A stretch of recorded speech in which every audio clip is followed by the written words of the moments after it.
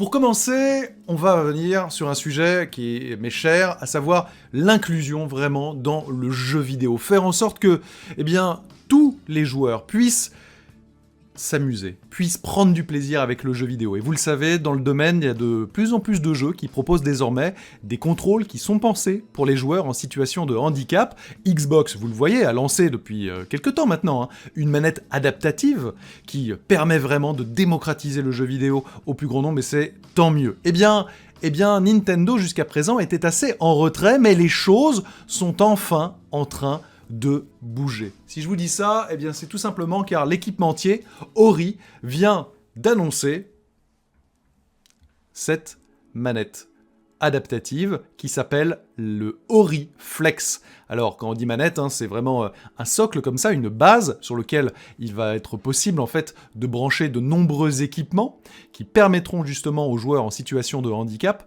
de pouvoir manœuvrer dans les jeux à leur convenance. Alors justement, il proposera jusqu'à 6 manières différentes de paramétrer ces contrôles. L'accessoire fonctionnera, vous l'avez compris, sur Nintendo Switch, mais aussi sur PC. Et alors, pour le moment, c'est la seule peut-être nouvelle, pas top, mais ça va bouger, je le sens.